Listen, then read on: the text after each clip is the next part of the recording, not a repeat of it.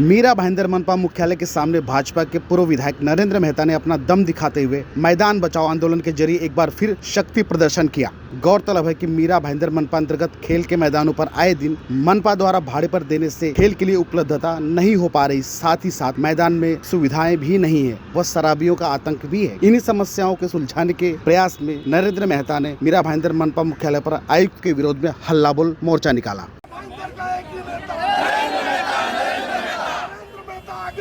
हम तुम्हारे साथ हैं, आगे बढ़ो, हम तुम्हारे साथ हैं। इधर आ जाओ ना। मैदान के सम्मान में, भाजपा मैदान में, मैदान के सम्मान में, भाजपा मैदान में, खेलने के लिए मैदान दो, मैदान दो, मैदान दो। ये नगर पालिका जो आने वाले भविष्य के हिसाब से नुकसान है। अगर सभी मैदानों में इमारतें बनने लगी तो आने वाले भविष्य में बच्चे को फिर से सड़क पे खेलना पड़ेगा।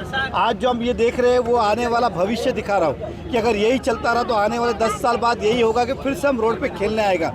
देश तरक्की कर रहा है, ज़माना तरक्की कर रहा है, शहर तरक्की कर रहा है, लेकिन खेल के मैदान में हम पीछे आते जा रहे हैं। ये 3 मैदान को अगर आज नहीं रोका गया तो भविष्य में हमारे आने वाले पीढ़ी के लिए स्पोर्ट्स के लिए कोई भी मैदान नहीं होगा। आज की जन आबादी है 15 लाख, भविष्य की होगी 30 लाख, लेकिन मैदान के लिए कोई दूसरी जगह नहीं होगी। मेहता साहब, आपका आंदोलन भले ही योग्य हो, लेकिन आपका यह तरीका क्या सही है? दोनों तरफ का ट्रैफिक जाम करना, स्कूलों की बसें रोकना, सार्वजनिक बसें रोकना, अत्यावश्यक सेवाएं रोकना, कितना योग्य है? एक चीज़ सुनिए, एम्बुलेंस को हमने किसी ने रोका नहीं।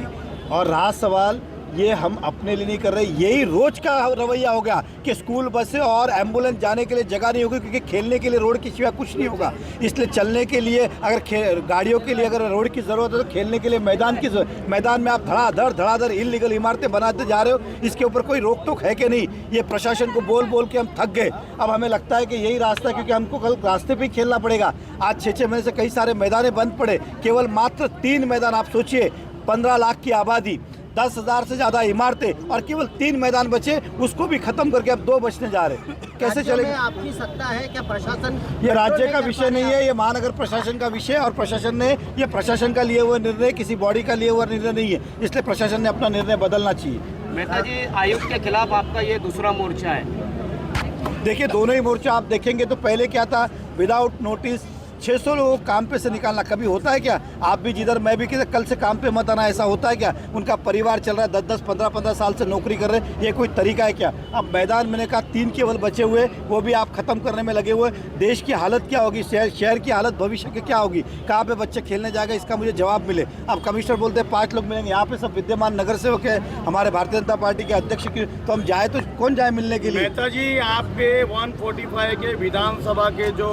प्रमुख हैं रवि व्यास जी और युवा के जिलाध्यक्ष है, वो कहीं भी नहीं दिख रहे, नदारत हैं, तो वो आपके पार्टी के लोग नहीं है, उनको मैदान नहीं चाहिए? देखिए, एक समझ के चलिए, पार्टी बहुत बड़ी है, विस्तार है, बहुत सारे कार्यकर्ता आज यहाँ पे उपस्थित नहीं है, सबकी अपनी अपनी व्यस्तता होगी, लेकिन इसका मतलब ये नहीं कि भारतीय जनता पार्टी का मुद्दा घूमने वाला। ये भारतीय जनता पार्टी का मुद्दा है, किसी का व्यक्तिगत मुद्दा नहीं है, और ये भी आने वाले भविष्य की पीढ़ी के लिए, किसी व्यक्ति के लिए नहीं है। आधे घंटे से आपने ये आंदोलन आज यहाँ पे, कल से हम किसी न किसी, हमारे पास मैदान है तो खेलने का हमें शौक है सबको, तो हम किसी न किसी रोड पे खेलेंगे, कभी स्टेशन के बाहर, तो कभी पुलिस स्टेशन के बाहर, तो कभी कमिश्नर साहब के घर के बाहर, अलग अलग जगह मैचेस लेंगे। पिछले आयुक्त ने 5 लोगों को बुलाया, क्या आपको लगता है 5 लोगों की बजाय 500 लोगों में दबाव में आकर के फैसला हो सकता है? 5 लोग नहीं, हमने क्या कहा, नगर सेवक को अंदर जाने दीजिए।